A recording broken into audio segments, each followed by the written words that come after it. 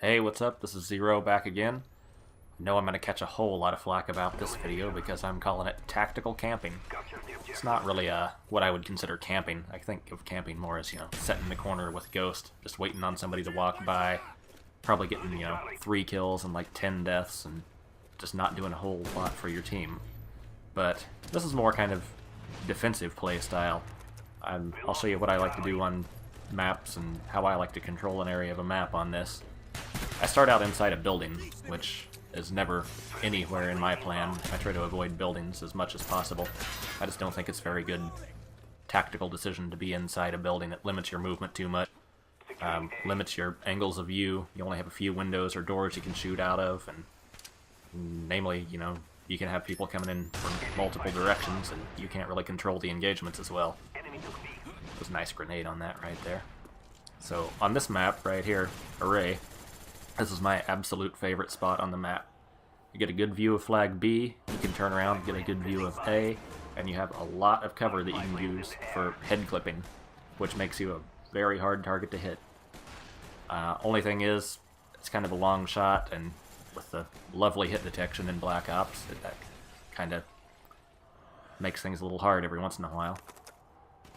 So as you can see, I've got myself here in this, and my team has A, and I'm hoping I can clear these people out so they can get up there and get B. They seem to be a pretty aggressive group, so I'm just playing with randoms this time. But I can see as far up as they are where they're dying, they're pretty aggressive. So there's really no need for me to go after B myself. That guy came around down and around, which is something you have to watch when you're in this spot, because they can come around that little path and down right to you. It's really good if you have a pair of headphones. You can usually hear them coming, which I was actually wearing my headphones this time. I almost never do. But luckily I got him, and he didn't notice me there.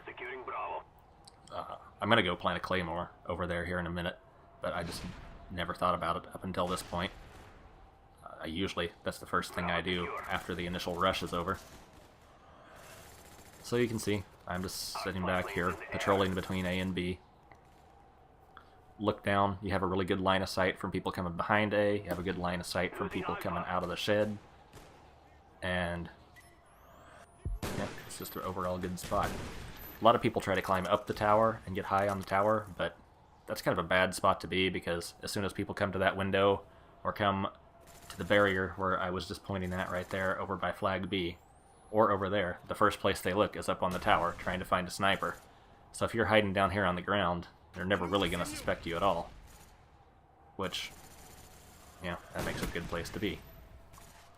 Gotta love Final Stand, Second Chance, whatever they're calling it in this game.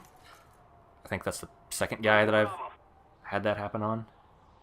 Oh, now check this out. Here's some lovely hit detection right there. Boom, that was a hit. That might have been a miss. But right here, right in the stomach, it was a miss. But luckily, Tac Mask Pro is a beautiful thing. I throw that stun out, it doesn't stun me, shows me where he is, and I can finish him off with my pistol. So, it wasn't too big of a disadvantage after all. Unfortunately, though, they caught B, and our teammates went and capped C, which is never a good thing. I always hate it when teammates try to triple cap. It just screws up the spawns, and you lose map control. And really, I don't know, domination and all objective-based games are just about map control.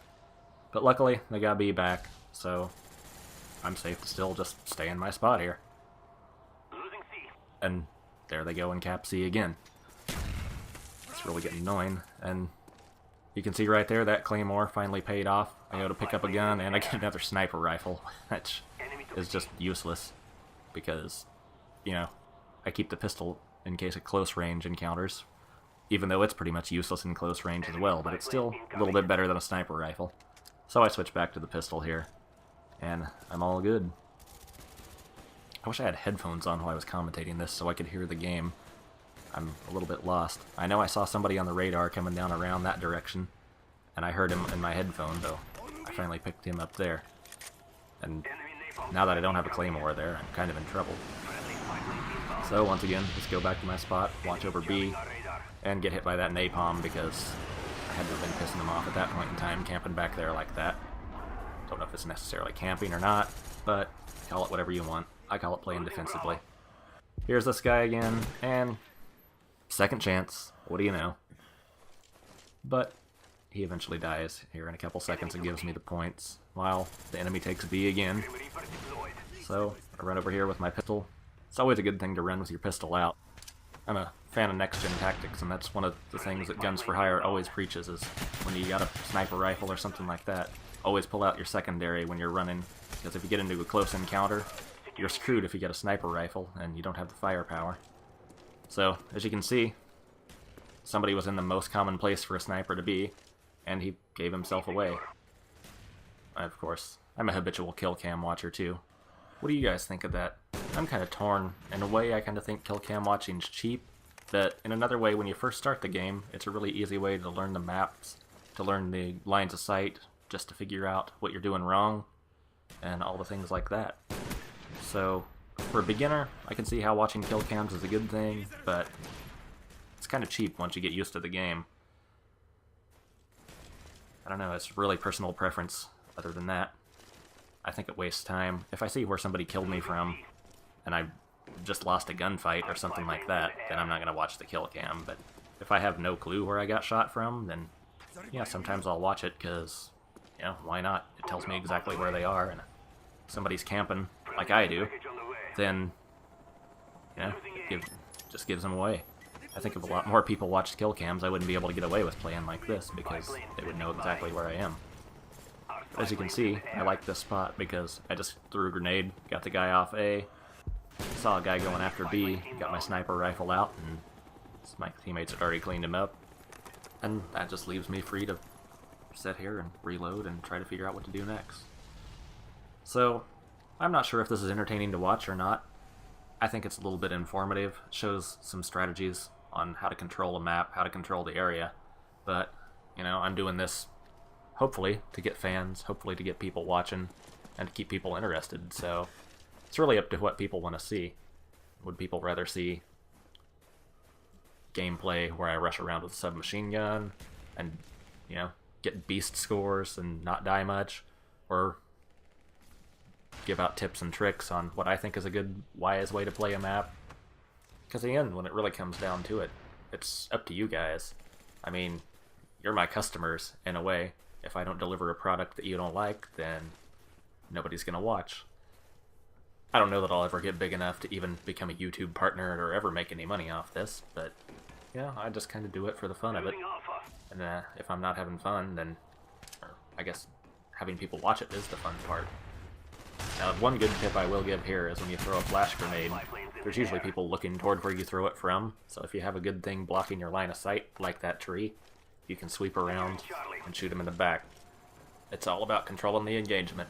I'm sure if you listen to a lot of other commentators, especially Woody's gamertag, and his tips and tricks and all those things, that's the main thing he says, is it's all about controlling the engagement.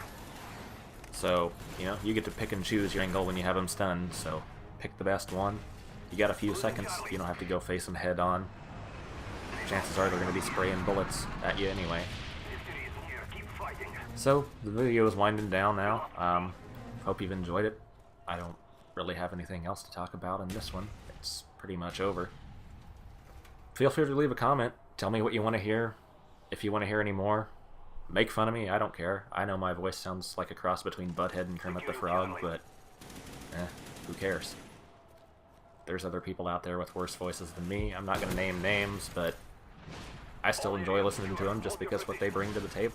And in the end, that's all I really want to do, is just bring something to the table that interests everyone else. Well, I guess you're never going to interest everyone because everyone's different, but, you know, keep a few people interested, and that's all it really takes.